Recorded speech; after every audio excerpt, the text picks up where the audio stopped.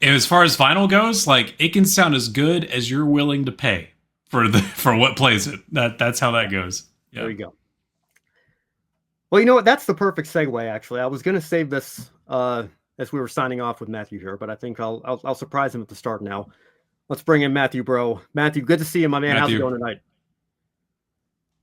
Oh, we're muted. There Self you go. See, why wouldn't I do that on the final? No, hanging in there, laughing my butt off at the Josh reactions, which worries me to where we're heading with stuff. But yeah, that's pleasure to be here, guys. Very happy. I was looking back through stuff too. I've been on shows with you guys 2-3 years ago too, and oh my gosh, have we all changed drastically? I personally look like I've gone through 4 quarter life crises. My head either gets Come big. on. It's hilarious. I was giggling up. I'm glad I was muted because you guys would have heard me. I look so different in every single clip that Ben has ever clipped on this show. So I'm happy that I guess this is the final one with all three of us, at least for the meantime. So Yeah. pleasure to be here. Thank you guys for having me. Excited but sad at the same time. Well, the camera changes every time we go live, so you can't predict what it's going to look like. All right. Well, Matt, again, this is the most mortifying part of the show for me tonight here. But I guess the CD vinyl thing is another hint. I got a surprise compilation for you, Matthew. And I think you're not even in any of these clips. I just think that you're going to appreciate references that I've made. I didn't realize how many times I've made references to this particular person on this show this year. But again, this is going to be slightly embarrassing for me as we roll this tape here. Let's watch it. Speaking of Taylor Swift and pop stars, I did see video surfaced from 2 years ago. Tate McRae apparently predicted the final score, 40-22. She was just off by 2 years because I think she was saying that for the last time the Eagles and Chiefs met in the Super Bowl. But that was an interesting. She predicted it like 2 years ago. She predicted it 2 years ago, I think, for the game 2 years ago. But obviously for that game, I thought she was like after that game, she's like revenge is coming 2 years from now. She got the score right, but it was just it was 2 years off. So like that'd be wild. Just be patient. Don't get too greedy. Nice. Appreciate that. That was really stretching. Yeah. That might be more of a Tate McRae reference than a game show reference in 2025. But I don't know who that is. Well, we'll leave it. All right, we'll leave it there. I would like to thank Pat Mahomes for stat padding in the Super Bowl because it made Tate McRae's score of 40-22 prediction actually come true instead of 40-6. But that's the real score before the Eagles pulled their starters. Let the record book show that here. I quoted and said, like, that is what I want.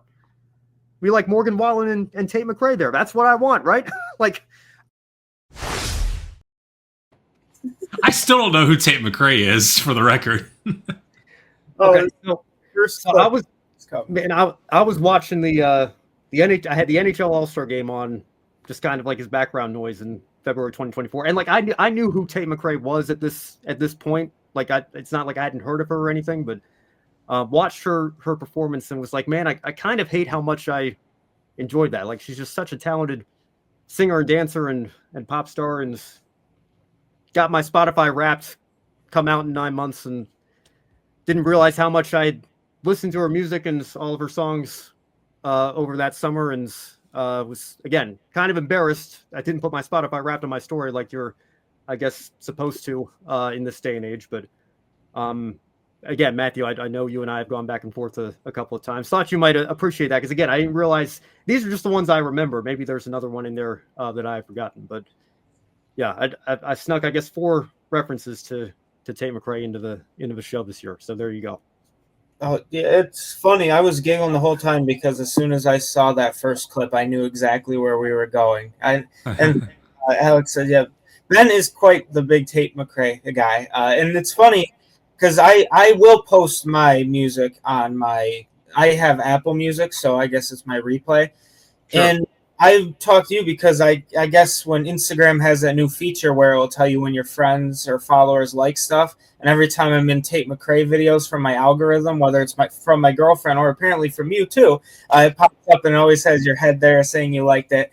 And it's funny, but same thing with me. I had a year, I think Ariana Grande, One Direction, Even like musical things, like the Wicked soundtrack was in my top 5. So my music taste is not the average taste of, I guess, stereotypically of what you would think I'd listen to.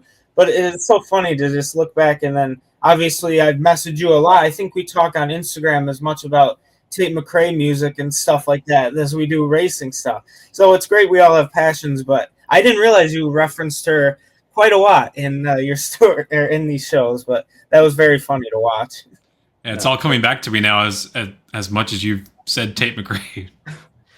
Yes, and the deluxe album, So Close to What, out next Friday, I believe, the 21st. That announcement just dropped as she closed out her Miss Possessive tour. So there you go. But enough of that. Let's get into some memories here and some racing discussion, Matthew. Because the first thing I want to ask you actually is, like you said, we've been working together for the last I think a little more than 3 years now, and I still remember sitting in church. Service was about to start. It was I think probably 10:20. I think it was the Italian Grand Prix, either must have been 2022 at this point, and I think the race ended under the safety car. And remember, you were not happy about that, and I know you've kind of grown up as a NASCAR guy and picked up all the different series that the grid ranking covers over the years. But I'm curious whether it's been influenced by me hanging out with me or watching my videos or being on the same shows as me or just following these series over the last 3 years. Have your thoughts and opinions on issues such as playoffs and stage racing and overtime, have they changed or evolved over the last few years here since you started at Grid Network? 1000%. And I'm happy you don't have a clip compilation showing how different I am in 25 as I was in 22 and 3 and 4. And yeah, funny, I was actually looking up our text, but August 19th, 2022 is the first time you and I communicated. So well over 3 years ago. It's time flies, like holy heck.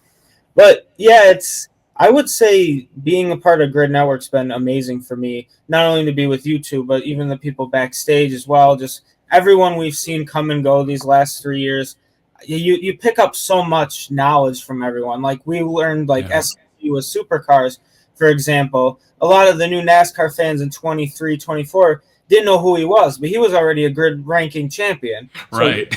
So and I like to thank Joe for that as well, to be able to allow us all to put our heads together and learn about this. But yeah, when I was newer to Formula One back in like 22, 21, I would really only watch NASCAR, but now I try to pay attention as much as I could.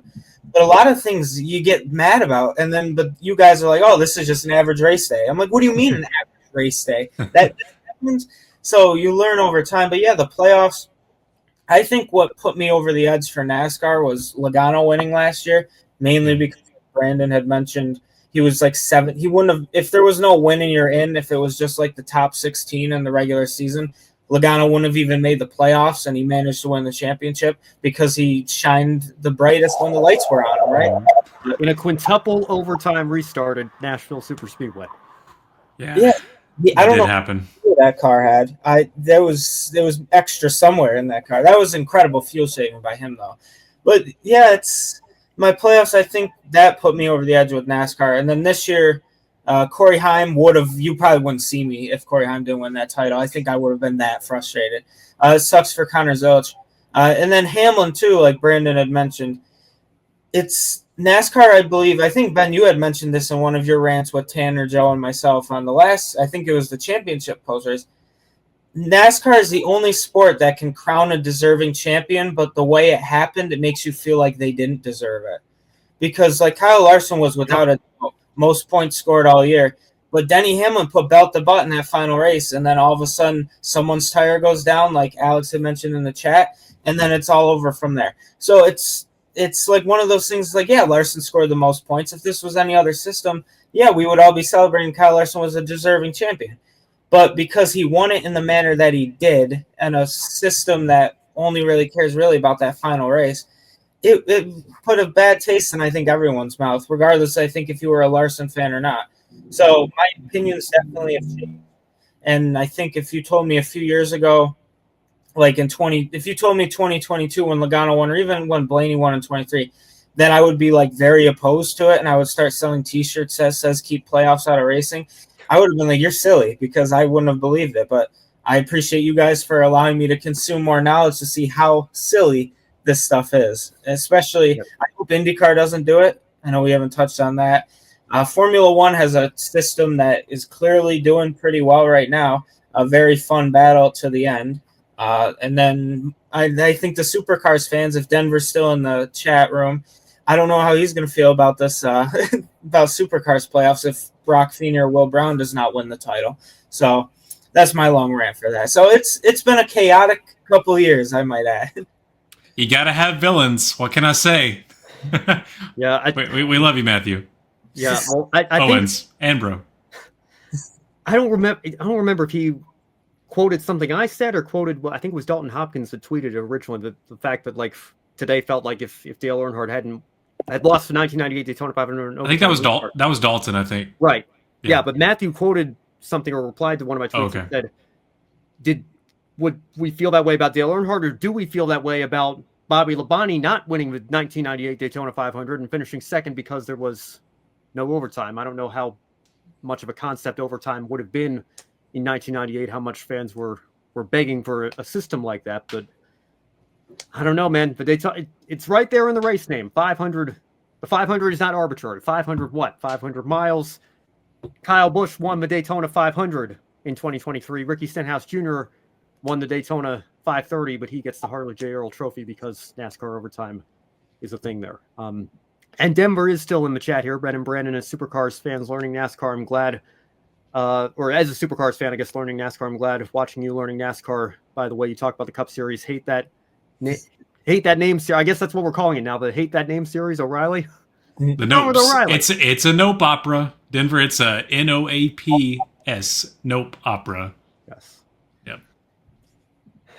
All right, and let's see. Back to the chat here. Adam says if Brock Feeney or Will Brown doesn't win the Supercars title, it'll be a shame. Yeah, I mean, I don't follow Supercars as closely here, but I know there was certainly. I think you guys are talking about it in the private chat here. We almost had a rookie win the Bathurst 1000, and that would have turned the new system completely upside down. And go back to Joey Logano last year. He was out of the championship fight. The only reason he got back in was because Alex Bowman got disqualified.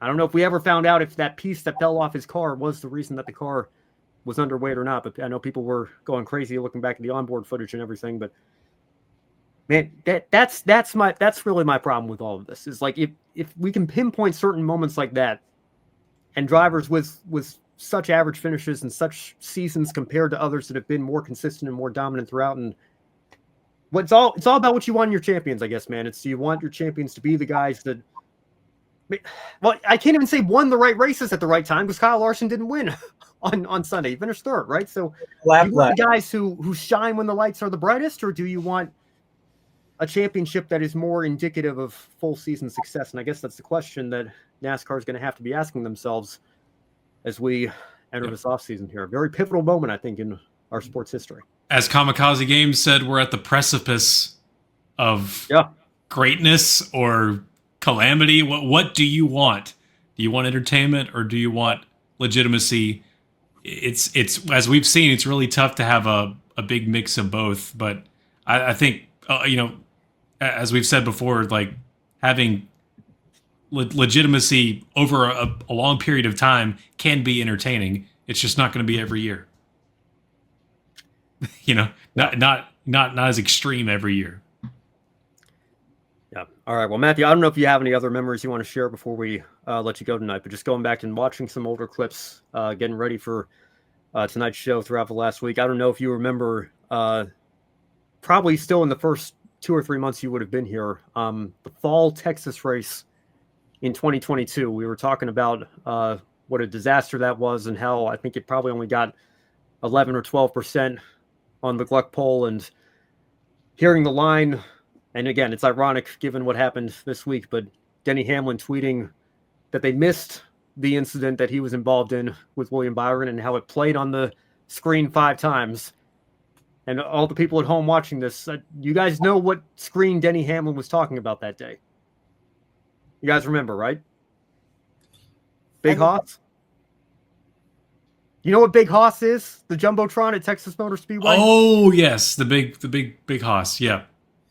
Did you know Big Hoss set the world record for the largest TV screen in the world And that's the screen that it played on 5 times. And they still somehow missed that incident. That was a moment that we were on the air together for, Matthew. I don't know if you have any memory of that, but that's probably one of my first favorite moments getting to share the airwaves with you. And just, again, the motto I keep coming back to is you got to laugh to keep yourself from crying. And I've done quite a bit of that over these last few years here on this show. But I guess before we let you go, man, what are some of your favorite memories from, I guess, not just this show, but the wrap-up shows that we've been a part of and our time together here on this team? They're all really fun. I mean, like I said, I was looking in the back and just watching my face morph every episode. Really hilarious to me. I think personally with you, Ben, is all our Baja Blast jokes. I don't have any on me. I have my soda stream. I have an orange flavor in today. I'll crack it open for you here. It's okay. But yeah, those were the fun moments, and just being able to bounce off each other. And regardless what it was, like some of the earlier days, whether it was talking about, I know we mentioned, I believe like Brad Keselowski, like we're talking how Ford needs more development teams. Now it seems like the Xfinity or OPE series, whatever we're calling it, they might not have many at all in the next couple seasons. So we talked like 3 years ago when I think Zane Smith won the title, how if RFK could bring back the Ford truck team, stuff like that. Those were fun discussions. I'm just talking about the playoffs when I think I used to have a different opinion than you on overtime in the playoffs, and now how we've come to pretty much share very similar thoughts on it. Those have been fun memories. Just there's so many to even think about. Like I forgot a lot of them because there's been so many, and I guess I'm aging a little too fast over here. But and then joking in the chat room with you guys about my youthness. You guys were talking about like the 90s. I'm like, I didn't exist yet. But but it's been a real fun time. Just always, even debating with you, Ben, a couple months ago, we're talking about what our ideal like street circuits would look like. That was a really fun segment. I feel like it was one of the first segments I've had where the internet gremlins didn't get me at all, and we were actually able to hold like a 20-minute conversation with no interruptions. That was super fun. And because I've battled a lot of internet connection issues, and Google Chrome is still not my friend, as other people would know if they watch episodes with me. But yeah, it's been a real pleasure for both you and Brandon. It's gonna miss it, honestly. I know I wasn't on the show much, but you guys always welcomed me, and I always was very happy to, I guess, hold out a helping hand, whatever the expression is. Now I'm losing my mind on this end. Maybe I do need a Baja Blast, but yeah, it's been a pleasure. A lot of fun times, a lot of fun talks, rants, everything you name it. So thank you guys again. And unfortunately, this is the last Grid Encore in this format, but I'm very happy to be able to be a part of it with you too. Yeah, well, you're going to have to get back to me. I don't know if I have enough friends to try this new Baja Blast pie. This is a thing, Matthew Owens, that you've seen popping up. I think Bozy actually tried it out. But they don't sell them in slices, and they're like $20 a piece. So I'm like, I am curious, but am I curious enough to buy the entire thing and risk not liking it enough to eat the whole thing eventually by myself? Because I'm certainly not eating it in one sitting, because that would be too much even for me. But I think it's like almost 3,000 calories per pie. I have a buddy that works at Taco Bell, and he loves Baja Blast, and he was even like, it's not really the greatest thing, but yeah, like 330 calories per slice. It's like, holy hell. But sorry, but yeah, that's a lot of. I mean, going off the air anyway. Who cares? My bad. That was shut it down. Shut it all down. No, but you got to buy it, Ben, for the content at least. Just you got to make the content out of it. Yeah, I mean, you did the Mountain Dew milk. I mean, Mountain Dilk. Mountain Dilk. Yeah, you did it for the Mountain Dilk. The Baja Dilk and the Code Red Dilk. We did both of them. You do a Baja Dilk and you get you a Baja pie. There you go. Hey. Yeah. We'll figure something out, Ben. Yeah. I do have to try subscriber special. You'll have a Baja pie and a Baja Dilk. Yeah. What am I don't even know what I'm up to now. What am I up to? 21, close to 2,200, I think. I don't know. I'm gonna have to double check after the show here, but Matthew, again, thank you so much for joining us tonight. And I owe you an apology. I was so fired up on Sunday night. I brought the Keep Playoffs Out of Racing shirt out, and I said you can go to backstreetmerch.com. It's not that. It's Backstretch Merch, I believe, right? And I think you're wearing that shirt right now. So if you want that shirt that I showed off on last Sunday's show, or any of the other designs that Matthew and his team have over there, by all means, go check that out and go show him some support. Because I know, Matt, you told me I was the first one. Has anybody else bought the Keep Playoffs Out of Racing shirt? I've been trying to spread the word about that.